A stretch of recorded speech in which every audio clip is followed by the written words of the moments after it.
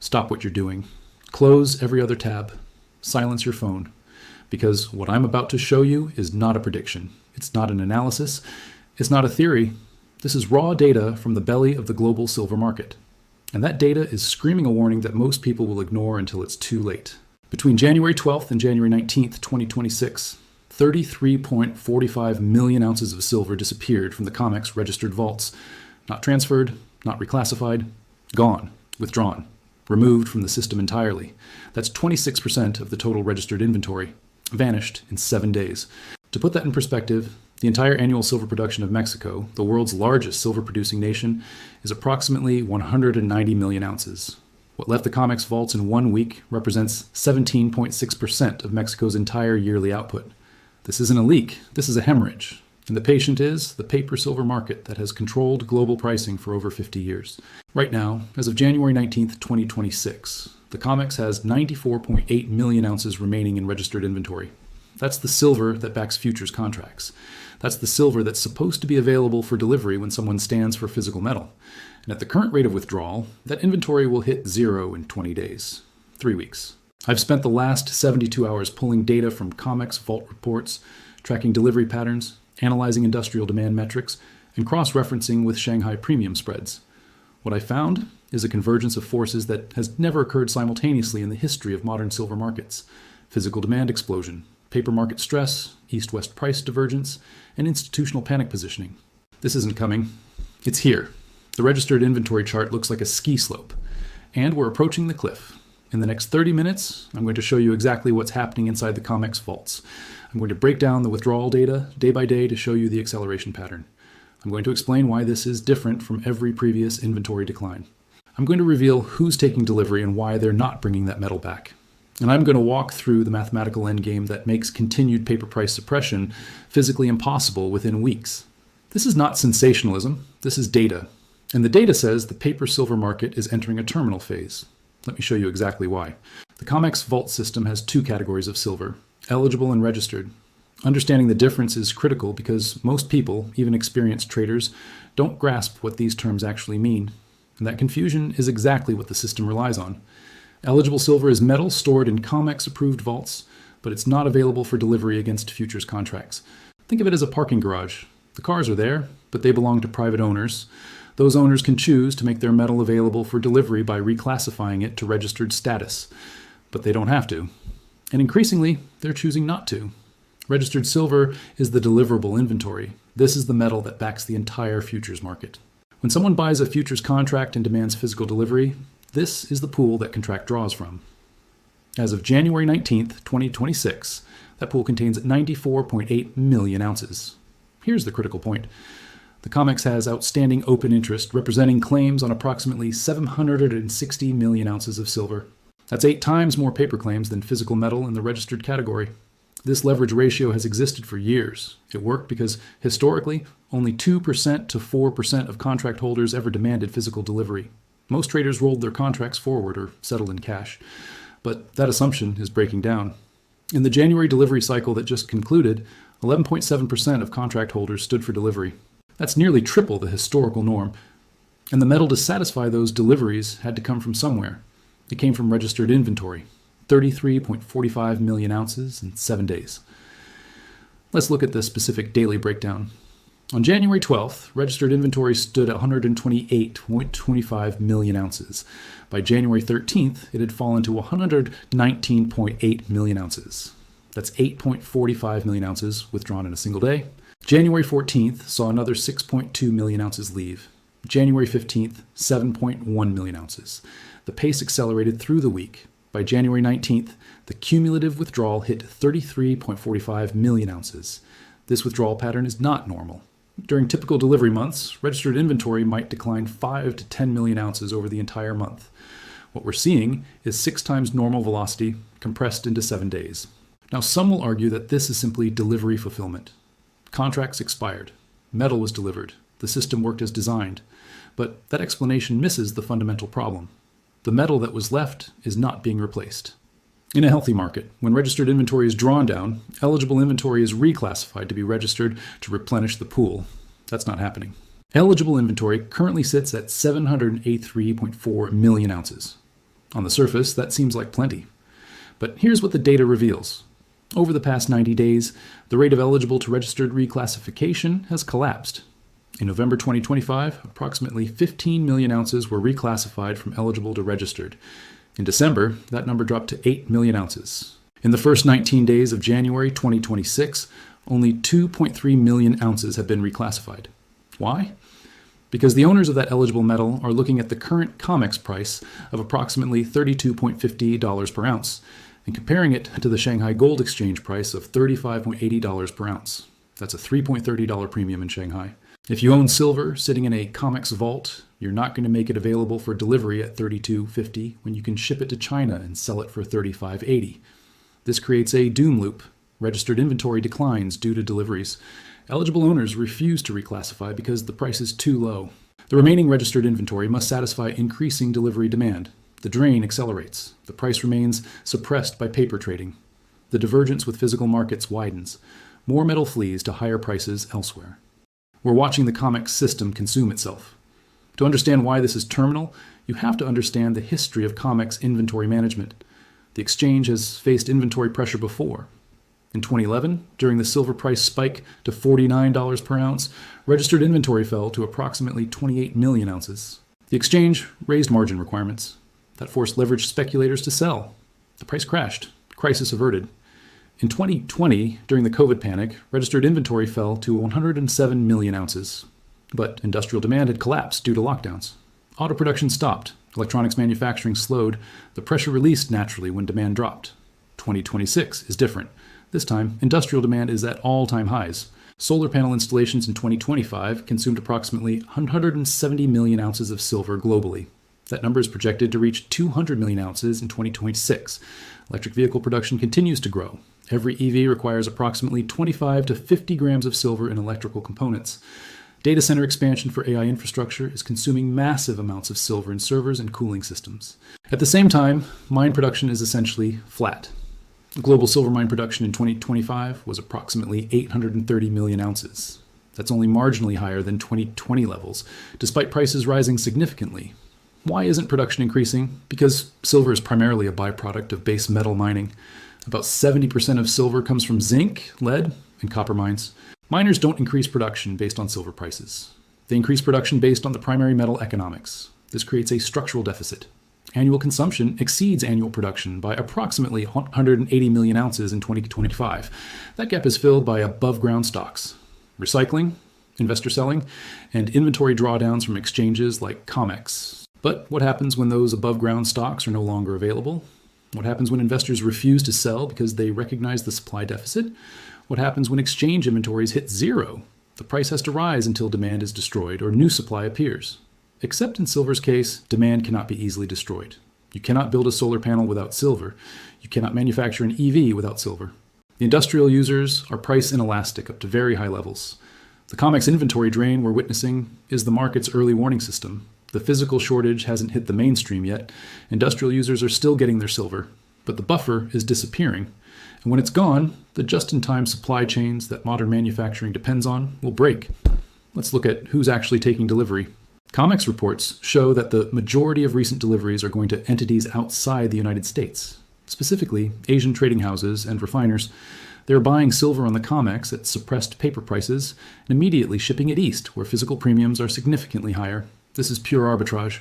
A Hong Kong-based trading house can buy a COMEX futures contract, stand for delivery, take possession of 5,000 ounces, pay $32.50 per ounce, ship that metal to Shanghai, and sell it for $35.80 per ounce.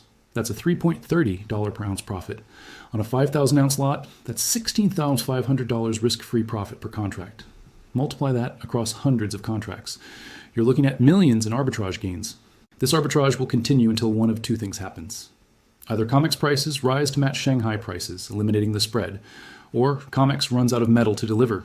Based on current withdrawal rates, option 2 is arriving first. Here's the math.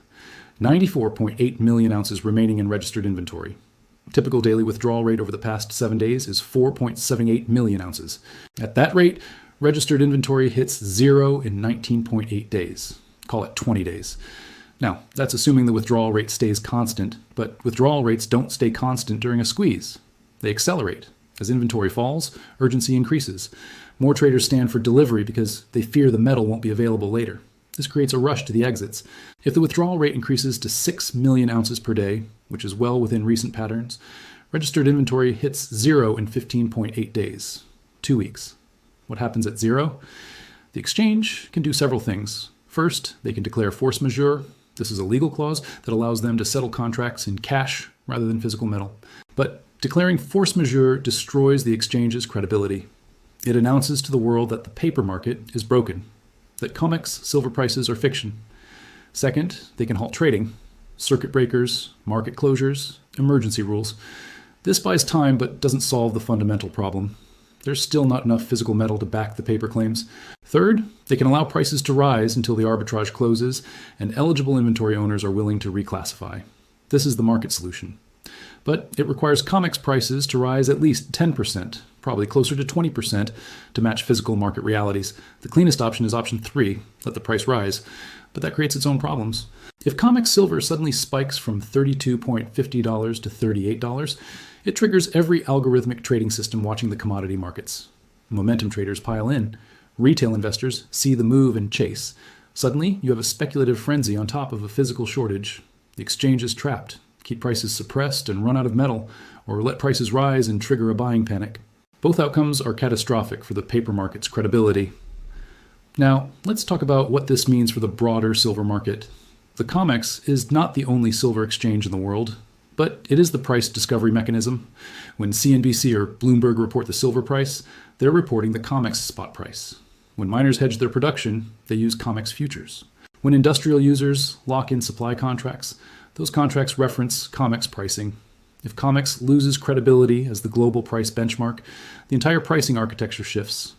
And it's already shifting. Look at the premium data. Shanghai has been trading at a premium to COMEX for 127 consecutive trading days as of January 19th, 2026. That premium has averaged $2.80 per ounce over that period. In the past 30 days, it has widened to $3.30. This tells us that the physical market is no longer accepting COMEX prices as valid. Buyers in the physical market are paying significantly more because they understand that COMEX prices are suppressed by paper trading that has no connection to physical supply and demand. London is showing similar stress. The London Bullion Market Association reported that silver lease rates have spiked to 22% annualized as of January 15th, 2026. Lease rates represent the interest rate charged to borrow physical silver. When lease rates spike, it means physical silver is scarce and expensive to source. A 22% lease rate is extreme. It indicates that entities needing to borrow silver to cover short positions or fulfill delivery obligations are desperate. Now, let's connect this to the mining sector. Silver miners are watching this unfold with great interest. For years, they've complained that COMEX pricing does not reflect the true cost of production or the value of the metal. Many primary silver miners have production costs in the range of $18 to $22 per ounce, all-in sustaining costs. At $32.50, they're profitable, but they're not incentivized to expand production significantly. However, if prices rise to $40 or $45, miners will accelerate development projects. New mines will be brought online. Exploration budgets will increase. But here's the critical timeline issue. It takes 5 to 10 years to bring a new mine from discovery to production. Even accelerating existing projects takes 2 to 3 years minimum. This means that even if prices spike and miners respond, new supply won't hit the market until 2028 or later. The current supply deficit will persist throughout 2026 and 2027, regardless of price. This is structural. It cannot be fixed with money or willpower in the short term. The only variable that can balance the market in the next 24 months is demand destruction. And as I mentioned earlier, industrial demand is highly inelastic. Solar panel manufacturers cannot substitute silver without reducing panel efficiency by 15% to 20%. EV manufacturers cannot eliminate silver from electrical systems without compromising performance. Electronics manufacturers have spent decades engineering silver into circuits precisely because it's the best conductor. Substitution is not simple or fast. Investor demand is somewhat elastic. If prices spike, some investors will sell. But the trend since 2020 has been towards strong hands. Investors who buy physical silver in 2026 are not buying for short-term trades. They're buying as a monetary hedge against inflation, currency debasement, and geopolitical instability. These buyers do not sell into a 10% or 20% price rise. They sell when they believe the structural issues driving their purchase have been resolved. And those issues, debt, deficits, inflation, are worsening, not improving. Let's examine what historical precedent tells us about exchange inventory collapses.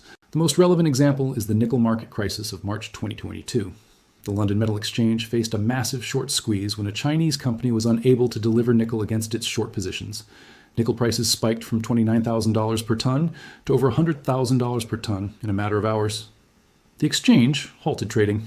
They retroactively canceled trades. They bailed out the shorts at the expense of the longs. The nickel crisis demonstrated that when exchange inventory is inadequate and a squeeze develops, the exchange will change the rules to protect the system. But changing the rules destroys credibility. The LME's reputation was severely damaged. Trading volumes declined. Participants lost trust. The COMEX could follow the same playbook.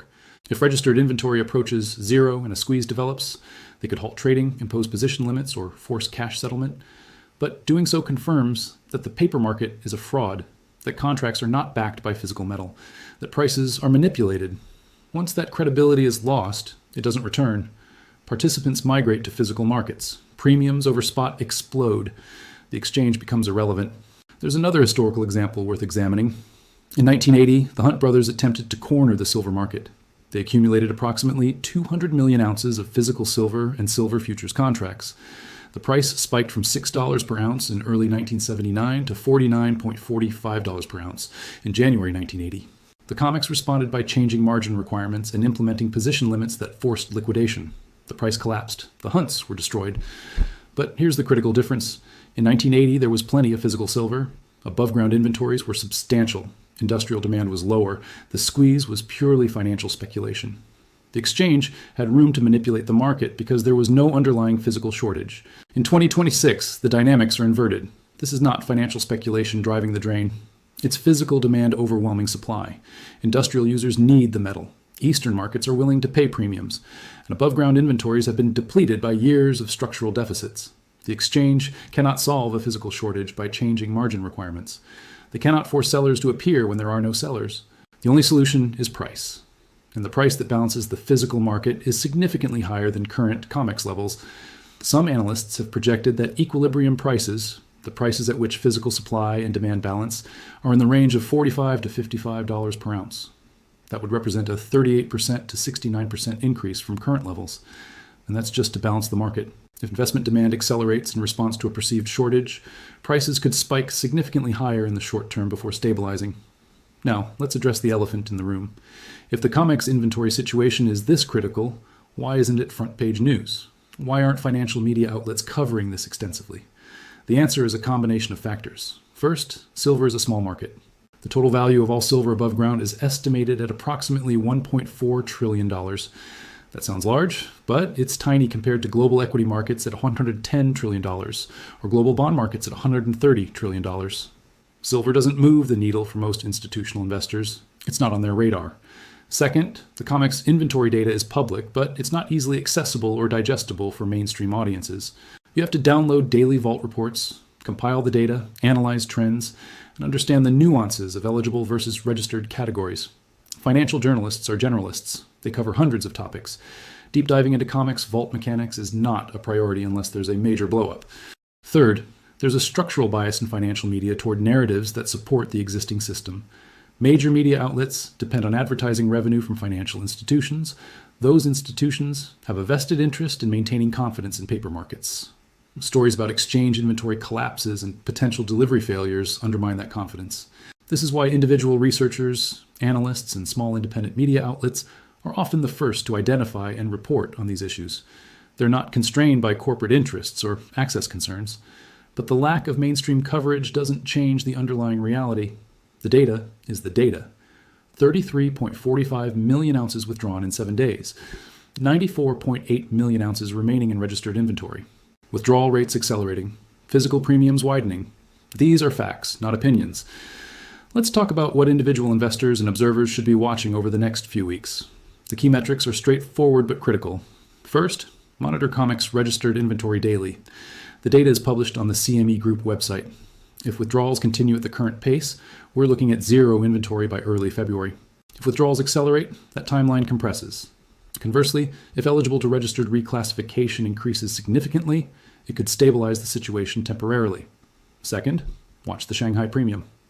As long as physical silver in Shanghai is trading $3 to $4 above COMEX prices, the arbitrage drain will continue. If that premium narrows to less than $1, it suggests either COMEX prices are rising or Shanghai demand is weakening. Either scenario changes the dynamics. Third, track lease rates. Silver lease rates above 15% to 20% annualized indicate severe physical tightness. If lease rates decline, it suggests physical availability is improving. If they remain elevated or increase further, the squeeze is intensifying. Fourth, observe delivery intentions for the March 2026 contract. COMEX futures contracts have monthly expirations. March is traditionally a significant delivery month. If delivery intentions for March show another surge in physical demand, registered inventory will face additional pressure immediately after the January drain. Fifth, pay attention to any rule changes or emergency measures announced by the CME Group. Changes to margin requirements, position limits, or delivery procedures would signal that the exchange is attempting to manage a crisis. Sixth, watch for mainstream media coverage. If major financial news outlets begin reporting on COMEX inventory stress, it indicates the issue is escalating beyond niche analyst circles. Mainstream coverage can trigger retail buying, which amplifies the pressure. Now, let's discuss the potential scenarios and how they might unfold. There are essentially 4 pathways from here. Scenario 1, registered inventory stabilizes. Eligible owners see prices rise modestly and begin reclassifying metal. Delivery demand normalizes. The system muddles through without a major crisis. This is the optimistic scenario. But it requires either prices rising significantly to incentivize reclassification or delivery demand declining sharply. Neither seems likely given current market dynamics. Scenario 2, prices spike sharply. COMEX silver rises 15% to 25% over the next few weeks to close the arbitrage gap with Shanghai and incentivize eligible reclassification. This relieves immediate pressure but triggers momentum buying and media attention. The market enters a volatile period of price discovery as paper and physical markets converge. Scenario 3, registered inventory approaches zero and the exchange intervenes. Force majeure declarations, cash settlements, trading halts, emergency rule changes. The paper market breaks, physical premiums explode. COMEX loses credibility as the price benchmark. The silver market fragments into paper and physical with significant price divergence. Scenario 4, a hybrid outcome. Prices rise modestly. Some inventory stabilization occurs, but structural issues persist. The market enters a prolonged period of elevated volatility and periodic inventory scares. Physical premiums remain elevated. Trust in paper markets erodes gradually rather than collapsing suddenly. Based on current data and historical patterns, Scenario 4 seems most probable. Markets rarely move in straight lines. They oscillate, overreact, correct, overreact again. But the underlying trend is clear. The paper-silver market is under stress. Physical markets are tightening. The gap between paper pricing and physical reality is widening. Let's connect this to the broader macroeconomic environment. Silver is not operating in a vacuum. The inventory drain is occurring against a backdrop of significant global economic and geopolitical shifts. First, we're in an environment of persistent inflation. Despite central bank efforts to control price increases, inflation remains elevated in most major economies. Food prices, energy prices, housing costs all remain structurally higher than pre-2020 levels. In this environment, hard assets, tangible commodities, and precious metals are seen as stores of value. Second, government debt levels are at historic highs globally.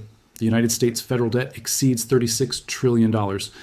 Interest payments on that debt are approaching $1.2 trillion annually. Other major economies face similar fiscal pressures. This debt overhang creates long-term concerns about currency debasement and monetary stability. Third, geopolitical tensions remain elevated. Trade fragmentation, supply chain nationalism, strategic competition between major powers. In this environment, countries and investors are diversifying away from dollar-dominated financial assets. Gold and silver as neutral reserve assets benefit from this diversification. Fourth, the energy transition is accelerating. Solar installations, electric vehicles, grid modernization, all of these trends are silver intensive. The International Energy Agency projects that silver demand from solar photovoltaics alone could reach 240 million ounces annually by 2030. That's nearly 30% of current total annual silver supply going to a single use case. These macro factors create a structural bull market for silver. The COMEX inventory drain is the symptom. The underlying cause is a global economy transitioning toward technologies that require silver at volumes that exceed sustainable supply. Let me address a question I know many are thinking. If the situation is this critical, why aren't silver prices already significantly higher? Why is COMEX silver still trading in the low 30s if we're facing an inventory crisis? The answer lies in the structure of the futures market. COMEX silver futures are primarily a paper market. The vast majority of contracts are closed before expiration without physical delivery. Traders are speculating on price movements, not acquiring metal. This paper trading volume is enormous, often 200 to 300 million ounces traded daily. That volume overwhelms the physical market and allows prices to be influenced by factors other than physical supply and demand. Large institutional participants, primarily banks with hedging operations, can and do suppress prices by selling large quantities of paper contracts. These sales create downward pressure on prices even when physical supply is tight. As long as most traders settle in cash, this paper pressure can keep prices below physical market clearing levels. But this only works as long as delivery demand remains low. When delivery demand spikes, as it has in January 2026, the paper market collides with physical reality. There's not enough metal to satisfy all the paper claims. The system stress becomes visible. This is why the inventory drain is so significant. It's the mechanism through which physical market tightness eventually overwhelms paper market manipulation. Each delivery removes metal from the system. Each withdrawal reduces the buffer. Eventually, the buffer disappears. At that point, price suppression becomes impossible. The paper market either adjusts to physical reality or breaks entirely. Let's talk about the implications for mining companies. Silver miners are among the most leveraged plays on silver prices. When silver prices rise 20%, mining company revenues can rise 20%, while costs remain relatively fixed. This operating leverage means profits can increase 50% to 100% or more with modest silver price increases. As of January 19, 2026, major primary silver miners are trading at valuations that suggest silver prices will remain subdued. Companies like First Majestic Silver, Hecla Mining, and Core Mining have market capitalizations and enterprise values that imply silver prices in the $25 to $30 range long term. If the COMEX inventory situation forces prices to $40 to $45, these companies are dramatically undervalued. Free cash flow generation would explode. Dividends could be initiated or increased. Share buybacks could be implemented. And valuations would need to adjust upward significantly to reflect the new pricing reality. This creates an asymmetric opportunity. Mining stocks offer leveraged exposure to silver prices with additional operational upside, but they also carry risks, operational challenges, management execution, political risk in mining jurisdictions, currency fluctuations. These factors can impact returns even if silver prices rise. The key is understanding that mining stocks are not just silver exposure. They're businesses with all the complexities that entails. For those willing to accept that complexity, the potential returns during a silver price surge can be substantial. Now, let's address something critical. None of what I've presented here is financial advice. I'm not telling you to buy silver, sell silver, or take any specific action. What I'm doing is presenting data, analyzing trends, and offering context based on historical patterns. Every individual's financial situation is different. Risk tolerance varies. Time horizons vary. What makes sense for one person may not make sense for another. The purpose of this analysis is to provide information that allows you to make informed decisions based on your own circumstances and judgment. With that said, understanding the COMEX inventory situation is important regardless of whether you own silver. Because what happens in the silver market has broader implications. It's a stress test of commodity markets generally. It's a case study in how paper markets interact with physical realities. And it's a window into the structural tensions building in the global financial system. Let's zoom out to the 30,000-foot view. What we're witnessing with the COMEX silver inventory drain is part of a larger pattern. Financialization has created enormous paper markets that dwarf the underlying physical markets they're supposed to represent. This works beautifully when trust is high, and most participants are content to trade paper claims. But when trust erodes and participants demand physical delivery, the leverage in the system becomes a vulnerability. There's not enough physical supply to satisfy all the paper claims. This is true in silver. It's arguably true in gold. It's definitely true in certain other commodity markets. The COMEX inventory drain is a warning. It's showing us what happens when physical markets tighten and paper leverage becomes unsustainable. This pattern could repeat in other markets: oil derivatives, agricultural commodities, even currency markets where derivatives volumes exceed underlying currency flows by factors of 50 or 100. The lesson is that leverage always has limits. Paper claims always ultimately settle into physical reality. And when the gap between paper and physical becomes too large, something breaks, usually suddenly, usually in a way that catches most participants by surprise. The smart observers are watching the COMEX silver situation, not just for what it means for silver, but for what it signals about financial market structure more broadly. Let me bring this to a close with a few final observations. The withdrawal of 33.45 million ounces from COMEX registered inventory in 7 days is a significant event. It represents 26% of registered inventory vanishing at a rate that, if sustained, would empty the vaults in 3 weeks. This is happening against a backdrop of industrial demand at all-time highs, mine production that's essentially flat, years of structural supply deficits, and widening premiums in physical markets versus paper markets. The mathematical reality is straightforward. If withdrawals continue at current rates and eligible to registered reclassification remains minimal, the COMEX registered inventory will approach zero by early February 2026. At that point, the exchange will face a choice. Allow prices to rise significantly to incentivize reclassification and close arbitrage gaps, or intervene with emergency measures that undermine market credibility. History suggests that authorities will choose the path that maintains system stability, even at the cost of price distortion. But history also shows that physical market forces eventually overwhelm paper market manipulation when the divergence becomes large enough. We're approaching that inflection point. The inventory buffer is nearly exhausted. Physical demand shows no signs of weakening, and participants in physical markets are rejecting paper prices as unrealistic. The next few weeks will be critical. Watch the data, monitor registered inventory, track physical premiums, observe delivery demand for the March contract, and understand that what's unfolding is not just a silver story. It's a stress test of financialized commodity markets and a preview of the tensions that arise when paper claims collide with physical scarcity. The COMEX inventory drain is real. The implications are significant, and the outcome will shape silver markets for years to come.